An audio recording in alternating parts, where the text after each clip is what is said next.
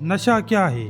ہمارے ذہن میں فوراً شراب، آئس یا ہیروئن کا نام آتا ہے، وہ چیزیں جو انسان کو ہوش سے بیگانہ کر دیتی ہیں۔ لیکن اگر میں آپ سے کہوں کہ دنیا کا سب سے خطرناک، سب سے زیادہ پھیلنے والا اور سب سے زیادہ مہلک نشہ یہ نہیں بلکہ گندم ہے، وہ سنہری دانے جن کے لیے انسان اپنا ایمان، اپنا ضمیر اور اپنی خودی تک بیچ دیتا ہے۔ تاریخ گواہ ہے کہ بڑی بڑی سلطنتیں تلواروں سے نہیں بلکہ روٹی کی کمی سے ٹوٹی ہیں۔ ہم سب چاہے محلوں میں رہیں یا جھوپڑیوں میں، دراصل ایک ہی نشے کے مارے ہوئے ہیں، اور وہ ہے خمار گندم۔ آج ہم جس کتاب کا ورق الٹنے جا رہے ہیں وہ محض کاغذ کا ٹکڑا نہیں بلکہ ہماری سماج کا وہ ایکس رے ہے جس میں ہماری ہڈیاں ٹوٹی ہوئی نظر آتی ہیں۔ ایک ایسے مصنف کی کہانی جو ہمیں ہنساتے ہنساتے رلا گیا اور جاتے جاتے ہمیں بتا گیا کہ اس بستی کے ایک کوچے میں دل لگانا کیوں منع ہے۔ آج قلم کا سفر میں ہم اس آئینے کا سامنا کرنے والے ہیں جس میں ہمارا عکس بگڑا ہوا نہیں بلکہ ہو بہو ویسا ہے جیسا ہم چھاپنا چاہتے ہیں۔ قلم کا سفر میں خوش آمدید۔ یہ وہ جگہ ہے جہاں ہم کتابوں کے گرد میں چھپے خزانوں کو ڈھونڈتے ہیں، ماضی کے عظیم لکھاریوں کی روحوں سے مکالمہ کرتے ہیں اور الفاظ کی طاقت سے آپ کے سوچ کے زاویے بدلتے ہیں۔ آج ہماری منزل ہے اردو مزاح کی وہ کتاب جسے پڑھ کر آپ یہ فیصلہ نہیں کر پائیں گے کہ ہنسنا ہے یا رونا ہے۔ آج کی کتاب ہے خمار گندم۔ دوستو، خمار گندم ابن انشا کی وفات کے 2 سال بعد 1980 میں شائع ہوئی۔ یہ کتاب ان کے ان مضامین کا مجموعہ ہے جو ان کی زندگی کے آخری اور انتہائی پختہ دور میں لکھے گئے۔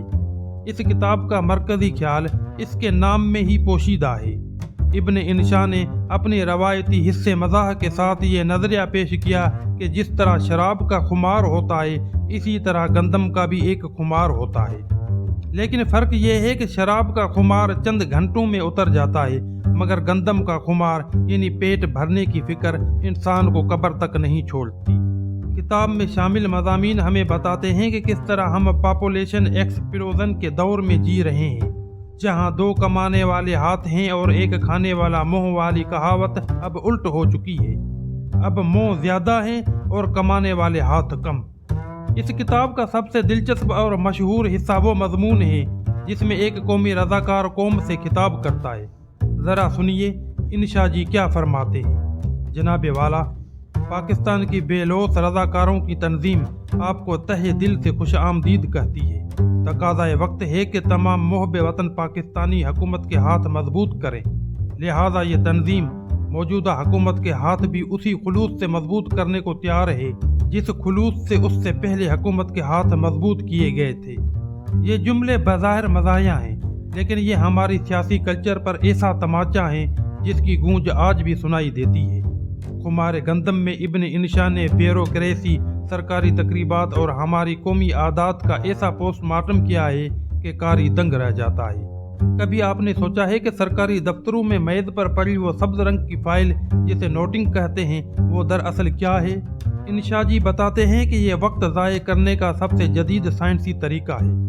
وہ گندم کی تاریخی بیان کرتے ہوئے حضرت آدم سے لے کر موجودہ راشن ڈپو تک کا سفر طے کرتے ہیں اور یہ ثابت کرتے ہیں کہ انسان کی حبوط دراصل اسی گندم کے دانے کی وجہ سے ہوئی۔ خمار گندم کو تخلیق کرنے والا شیر محمد خان، جنہیں دنیا ابن انشا کے نام سے جانتی ہے، 15 جون 1927 کو ضلع جالندھر میں پیدا ہوئے۔ تقسیم ہند کے بعد پاکستان آئے اور اپنی ساری زندگی لفظوں کی آبیاری میں گزار دی۔ ابن انشا ایک عجیب تضاد کا نام تھے۔ ایک طرف وہ اردو کی آخری کتاب لکھ کر تعلیمی اور سماجی نظام کا مضحکہ اڑا رہے تھے تو دوسری طرف چاند نگر اور دل وحشی میں ہجر اور فراق کے ایسے گیت گا رہے تھے جو روح کو گھائل کر دے۔ ان کے ہم اثروں میں فیض احمد فیض، نون میم راشد اور ضمیر جعفری جیسے بڑے نام تھے، لیکن انشا نے اپنا الگ ہی راستہ بنایا۔ وہ بیک وقت ایک رومانوی شاعر بھی تھے اور ایک تلخ حقیقت پسند مزاح نگار بھی۔ اقوام متحدہ سے وابستگی کی وجہ سے انہیں دنیا گھومنے کا موقع ملا۔ دنیا گول ہے، آوارہ گرد کی ڈائری اور چلتے ہو تو چین کو چلیے جیسے سفرنامے ان کی اسی مشاہدے کا نچوڑ ہے۔ لیکن یہ مسافر بہت جلدی تھک گیا۔ ابن انشا کو غدود کا کینسر لاحق ہوا۔ یہ بیماری انہیں لندن لے گئی، جہاں اسپتال کے بستر پر لیٹے ہوئے بھی ان کا قلم نہیں رکا۔ ان کے آخری ایام کے خطوط جو خمار گندم اور دیگر مجموعوں میں بکھرے ہوئے ہیں، مزاح اور المیہ کا ایسا امتزاج ہے کہ پڑھنے والا مسکراتے ہوئے رو پڑتا ہے۔ 11 جنوری 1978 کو صرف 50 سال کی عمر میں اردو ادب کا یہ ابن بطوطہ لندن میں اپنے خالق حقیقی سے جا ملا۔ کتاب کا مرکزی مضمون اور عنوان خمار گندم بذات خود ایک تحقیق کا طلبگار ہے۔ روایتی طور پر یہ بحث موجود رہی کہ وہ شجر ممنوعہ کیا تھا جس نے آدم علیہ السلام کو جنت سے نکلوایا۔ ابن انشا لکھتے ہیں کہ اگرچہ اہل مغرب اسے سیب کہتے ہیں اور عرب اسے کھجور، لیکن ہم بر صغیر کے لوگ یقین سے کہہ سکتے ہیں کہ وہ گندم ہی تھی۔ دلیل یہ ہے کہ آج تک اولاد آدم اسی گندم کی حصول کے لیے سرگرداں ہے۔ یہ گندم کا خمار ہے جو ہمیں سکون سے بیٹھنے نہیں دیتا۔ آئیے اب سطح سے نیچے اترتے ہیں اور دیکھتے ہیں کہ خمار گندم دراصل کس چیز کا نام ہے۔ ابن انشا نے اس کتاب میں مارکسی نظریات کو مزاح کے غلاف میں پیش کیا ہے۔ جب وہ کہتے ہیں کہ گندم میں نشہ ہے تو وہ دراصل کارل مارکس کے اس نظریے کی طرف اشارہ کر رہے ہوتے ہیں کہ معاشی حالات ہی انسان کے شعور کا تعین کرتے ہیں۔ کتاب میں جا بجا ایسے جملے ملتے ہیں کہ ایک بھوکا انسان اعلیٰ اقدار، جمہوریت یا فن لطیفہ کا متحمل نہیں ہو سکتا۔ یعنی پیٹ میں روٹی نہ ہو تو غالب کا شعر بھی بے معنی لگتا ہے۔ آٹے کے ٹرکوں کے پیچھے ڈولتی عوام کا منظر جو انہوں نے کھینچا ہے وہ آج بھی ہمارے شہروں کا سب سے بڑا سچ ہے۔ ابن انشا خود سرکاری افسر رہے، اس لیے وہ دفتری نظام کی رگ رگ سے واقف تھے۔ خمار گندم میں وہ سرکاری افسران کی جو ٹائپولوجی بیان کرتے ہیں وہ لاجواب ہے۔ وہ دکھاتے ہیں کہ کس طرح فائلیں سفر کرتی ہیں، کس طرح کمیٹیاں بنتی ہیں اور کس طرح نوٹس جاری کیے جاتے ہیں جن کا مقصد کچھ نہیں ہوتا سوائے اس کے کہ کاغذ کا پیٹ بھرا جائے۔ ان کا مزاحیہ مضمون جس میں وہ سرکاری اشتہارات اور نوٹس کی زبان نقل کرتے ہیں دراصل طاقت کے ایوانوں میں رائج منافقت کو بے نقاب کرتا ہے۔ اس کتاب کا سب سے گہرا پہلو وہ ہے جس سے ہم تلخ حقیقت پسندی کہہ سکتے ہیں، یعنی جب انسان ہنسی کے پردے میں زندگی کی ان کڑوی سچائیوں کو دیکھ لیتا ہے جنہیں عام خوشباش لوگ نظر انداز کر دیتے ہیں۔ انشا جی جانتے تھے کہ ان کا وقت کم ہے، اس لیے خمار گندم میں ایک عجلت، ایک تیزی اور ایک بے نیازی نظر آتی ہے۔ وہ چیزوں کو شوگر کوٹ نہیں کرتے، وہ جانتے ہیں کہ انجام کیا ہے، اس لیے وہ انجام کا مذاق اڑاتے ہیں۔ ان کا یہ رویہ کاری کو سکھاتا ہے کہ جب موت سامنے کھڑی ہو تو اسے آنکھیں دکھانے کے بجائے اس پر مسکرا دینا ہی سب سے بڑی فتح ہے۔ اگر ہم عالمی ادب میں دیکھیں تو خمار گندم کا موازنہ انگریزی مزاح نگار جیروم کی کتاب 3 مین اے بوٹ سے کیا جا سکتا ہے۔ دونوں مصنفین معمولی واقعات میں سے غیر معمولی مزاح پیدا کرتے ہیں، لیکن انشا کا کینوس بڑا ہے۔ وہ صرف تفریح نہیں فراہم کرتے، وہ سوال اٹھاتے ہیں، وہ پوچھتے ہیں کہ ہم کیوں ہیں اور یہ نظام کیوں ہے۔ تو دوستو، خمار گندم پڑھ کر ہمیں کیا حاصل ہوتا ہے؟ کیا یہ صرف چند کہوں کا سودا ہے؟ ہرگز نہیں۔ اس کتاب کا پہلا سبق خود احتسابی ہے۔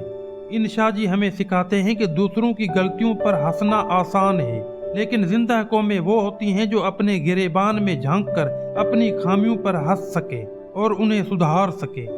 دوسرا سبق مادہ پرستی کا سراب ہے۔ گندم کا خمار ایک دھوکہ ہے۔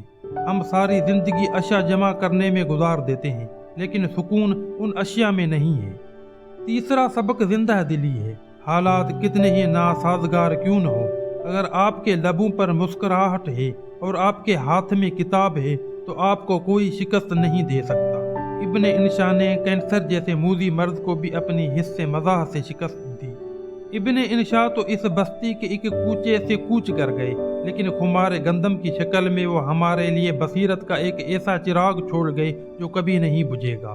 آپ سے سوال ہے، کیا آپ نے کبھی محسوس کیا ہے کہ آپ بھی خمار گندم کا شکار ہیں؟ کیا آپ کی زندگی بھی صرف روٹی کے گرد گھوم رہی ہے؟ کمنٹس میں ضرور بتائیے۔ اگر آپ چاہتے ہیں کہ ہم ابن انشا کی دوسری کتابوں جیسے آوارہ گرد کی ڈائری یا اردو کی آخری کتاب پر بھی ویڈیو بنائیں تو نیچے کمنٹ کریں۔